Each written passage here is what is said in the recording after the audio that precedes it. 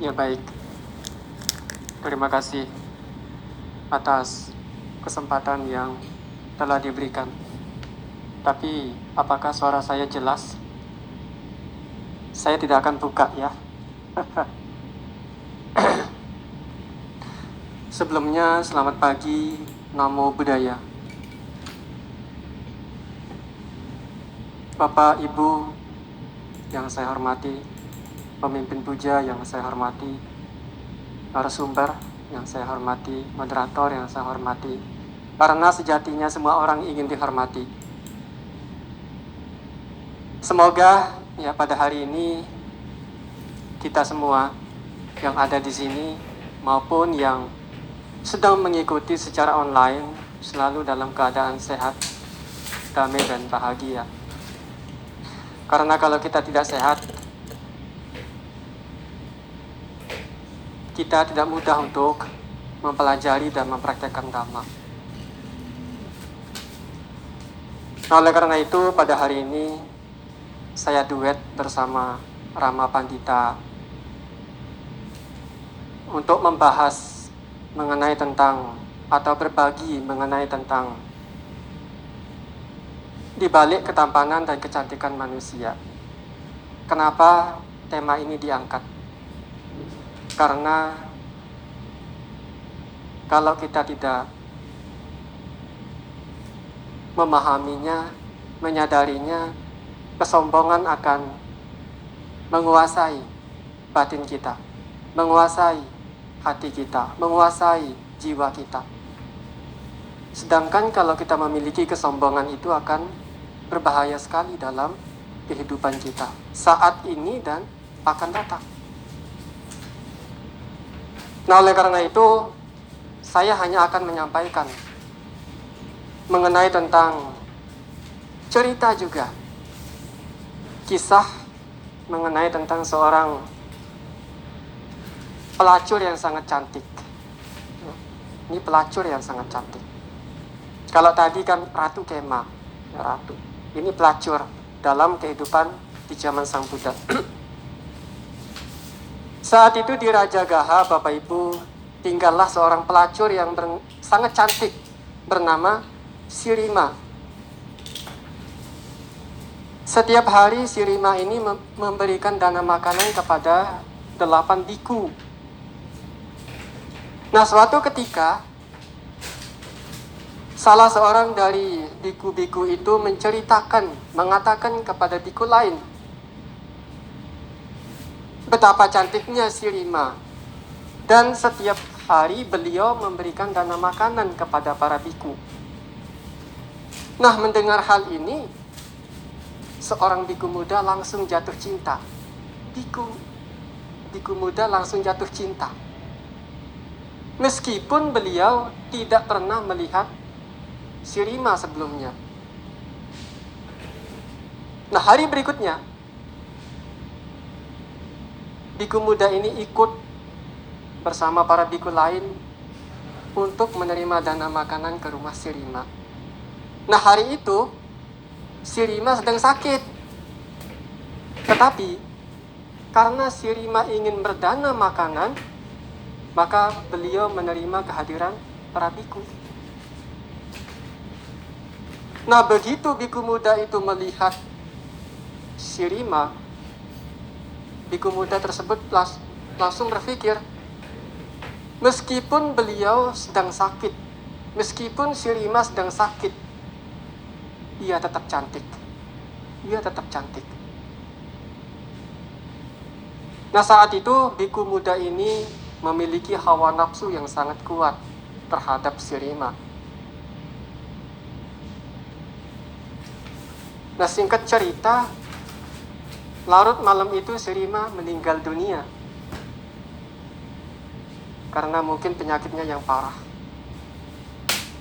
Kemudian Raja Bimbisara pergi menghadap Sang Buddha untuk memberitahukan bahwa Sirima telah meninggal dunia.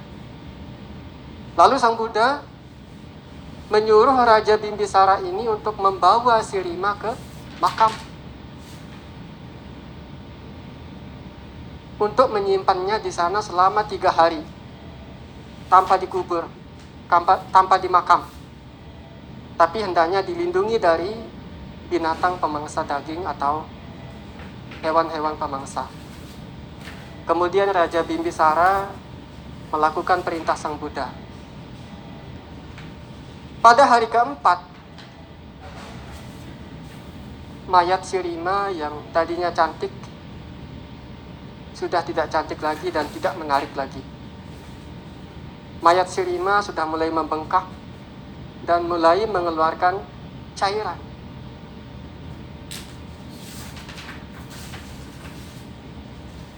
Pada hari itu juga Sang Buddha bersama para biku pergi ke makam untuk melihat mayat Shirima. Demikian juga Raja Bimbisara dan pengawal kerajaan juga datang ke makam untuk melihat mayat Shirima.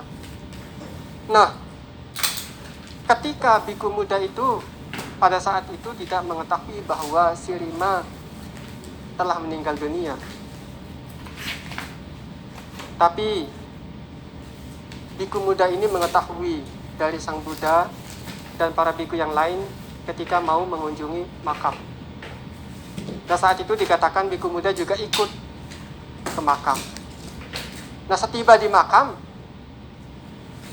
Sang Buddha, para biku, pengawal kerajaan mengelilingi mayat Shirima.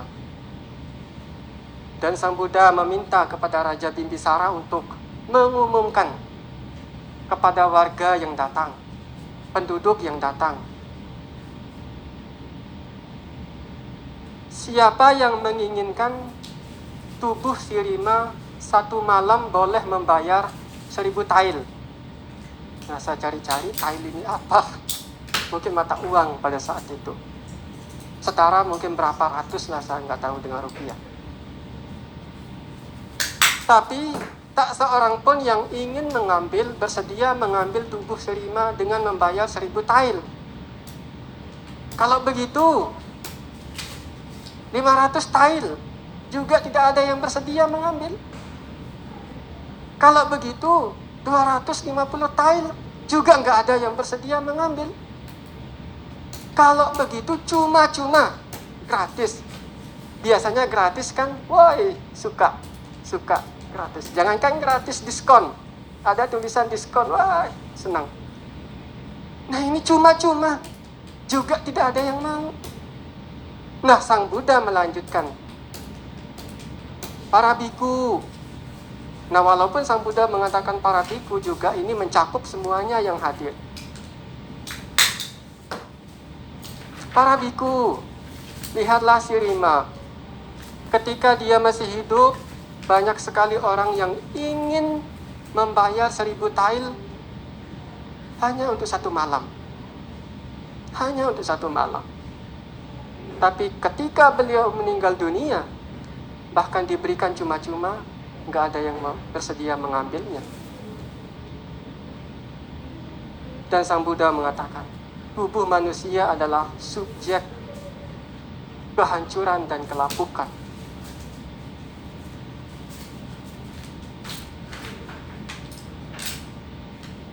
Kemudian Sang Buddha membabarkan salah satu syair. Pandanglah tubuh yang indah ini, penuh luka, terdiri dari tulang-tulang, berpenyakitan, memerlukan banyak perawatan, tidak kekal, dan keberadaannya selalu berubah-ubah. Ini nyata, ini fakta, ini bukan menakut-nakuti kita. Coba lihat diri Anda. Sebelum Anda datang kemari, tentu Anda mandi. Siapa yang tidak mandi? Atau juga tidak kecium kok saya pakai masker? Pasti Anda mandi, Anda bercermin. Tentu cermin Anda itu gede, besar. Kalau segini nggak cukup, besar. Untuk apa? Supaya semua kelihatan. Dari ujung rambut, ujung kepala, hingga ujung kaki kelihatan. Kalau begitu belum puas.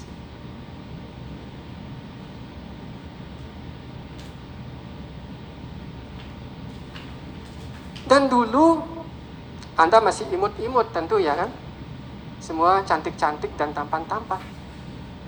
Coba lihat diri Anda sekarang. Apakah masih imut atau tidak ada perubahan? Ada. Yang dulu imut-imut sekarang amit-amit. Kalau Bante Jayamido mengatakan top, sudah 2 ompong peot. 2 ompong peot. Inilah membuktikan bahwa Dhamma, ajaran Sang Buddha itu fakta adanya, benar adanya. Karena apa? Bisa kita lihat dalam kehidupan kita sehari-hari. Yang dulu rambutnya hitam, sekarang sudah mulai berubah. Yang dulu jantungnya tidak bermasalah, sekarang sudah hebat, ada hadiahnya, kata Romo. Yang dulu nggak punya bintang, sekarang sudah berbintang-bintang. Kolesterolnya berbintang, asam uratnya dikasih bintang, gula darahnya dikasih bintang. Kalau periksa ke rumah sakit, dulu nggak ada bintang, sekarang sudah berbintang. Dulu sehat, sekarang sakit. Dulu kuat, sekarang sudah lemah. Nah, di dalam Wijaya Sutta, kalau kita mau baca, sudah jelas, sangat jelas Sang Buddha mengatakan bahwa tubuh kita ini terdiri dari tulang-tulang, usus-usus, darah, nanah, kotoran-kotoran. Ya kan, jelas di sana. Tapi kita nggak mau tahu.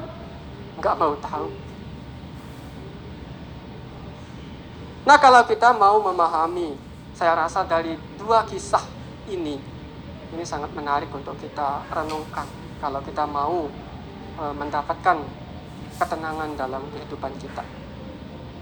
Tapi Bante, apakah kita tidak boleh berpoles-poles? Siapa yang larang? Nggak ada.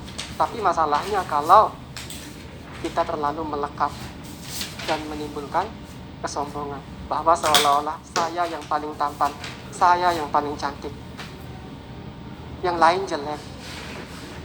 Dan juga menimbulkan diskriminasi. Saya harus bergaul dengan yang tampan-tampan, saya harus bergaul dengan yang cantik-cantik, nggak mau sama yang jelek-jelek. Padahal produknya sama antara jelek dan cantik, terbuat dari 4 unsur, ya kan? Ada unsur tanah, ada yang terbuat dari emas, dari perak, dari plastik, nggak ada kan? Unsurnya sama, ada yang dari air, ada yang dari api.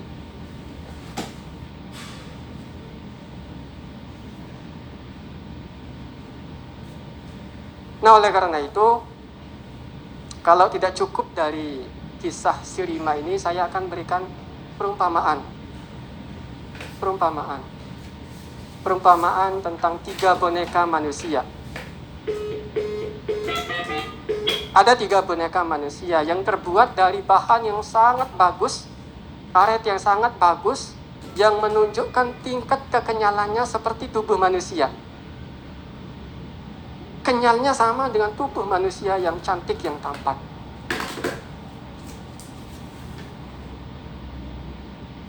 Boneka pertama jelek, kotor, bau, dan tanpa busana, tanpa pernak-pernik.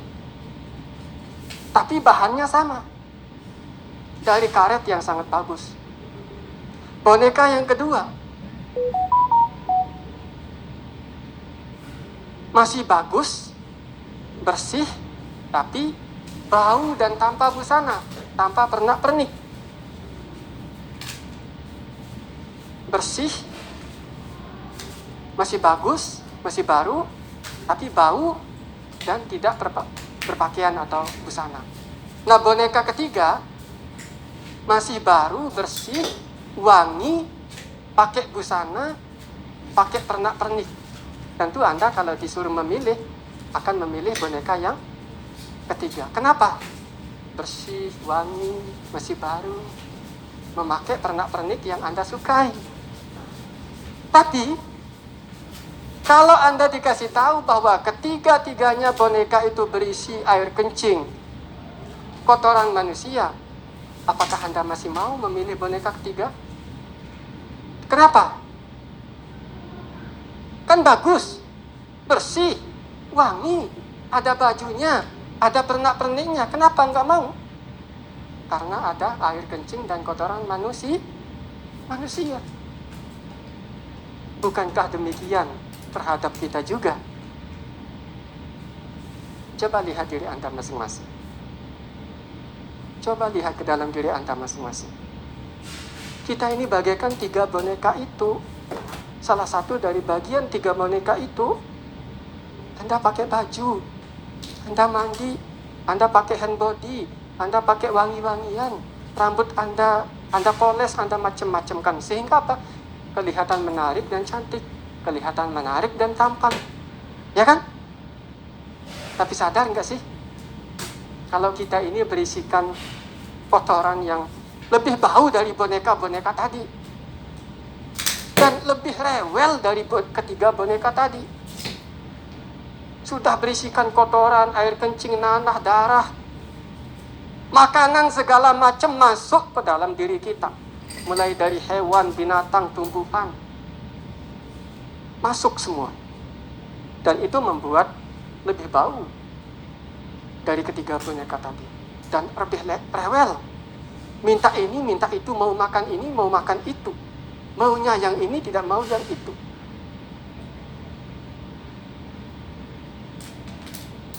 Lalu apa yang dibanggakan dari seonggok manusia yang berkaki 2 ini? Kecantikan dan ketampanan Anda hanya sebatas tipisnya kulit yang melapisi Anda. Coba bayangkan kalau kulit Anda dikelupas. Masih cantik nggak? Masih tampan nggak? Coba sekarang saya mengajak Bapak Ibu, saudara semua untuk membalik keadaan. Bagian yang di luar ini, yang dikatakan cantik dan tampan ini, Anda taruh di bagian dalam. Kemudian bagian dalam taruh di bagian luar. Apakah masih akan mengatakan, oh, ingusnya mancung. Oh, darahnya cantik. Oh, air kencingnya manis. Oh, ususnya begitu bagus. Ada yang akan mengatakan demikian. Bahkan mungkin hanya untuk melihatnya saja kita sudah menjijikkan. Sadar nggak itu? Bahwa kita ini membawa kotoran kemana-mana.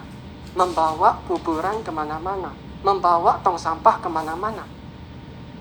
Kalau dibuang, diri sendiri pun tidak sanggup untuk menciumnya. Bahkan ketika dibuang, kita tutup hidung. Kalau enggak, cepat-cepat pencet tuh kloset, biar cepat masuk. Siapa yang punya? Diri kita. Sehingga Acan Cah pernah bilang,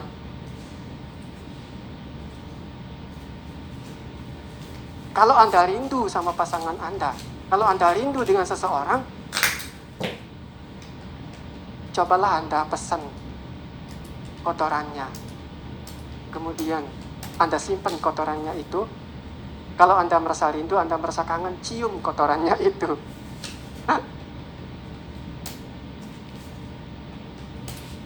Kenapa bisa demikian? Karena kuatnya wipalasa keempat. Apa itu wipalasa? Memandang, melihat, menganggap secara terbalik. Yang tidak indah dikatakan indah. Wipalasa keempat. Karena wipalasa itu ada 4 poin. Tapi dalam hal ini, kuatnya wipalasa poin keempat. Menganggap yang tidak indah sebagai yang indah. Nah, oleh karena itu, kita harus berlatih untuk melihat. Kalau cermin hanya mampu melihat bagian luar dari diri kita. Bagaimana caranya untuk melihat sampai ke dalam diri kita, sampai batin kita, hati kita, jiwa kita? Hanya dengan meditasi, vipassana, bhavana. Kita harus mau melihat, mau menghadapi kenyataan yang sesungguhnya. Tanpa vipassana, kita tidak akan mampu memahami hidup dan kehidupan ini. Kalau kita mau bervipassana, maka tidak akan tidak akan terlalu menganggap yang kelihatan indah ini sebagai sesuatu yang bagus. Karena ini semua adalah menjijikkan, setiap saat mengeluarkan kotoran. Apakah keringat Anda wangi? Enggak, sebenarnya enggak. Oleh karena itu, jangan hanya menggunakan cermin untuk melihat diri kita, tapi gunakanlah vipassana bawana untuk melihat watak, untuk melihat batin kita, untuk melihat hal yang dikatakan indah ini sebagai yang tidak indah. Saya rasa sudah melebihi waktu. Ya, lebih enggak waktu saya. 5 menit. Saya rasa cukup ya. Kalau saya sampaikan nanti takutnya lebih, karena tadi sudah sepakat 30 menit, karena siang ini ada acara.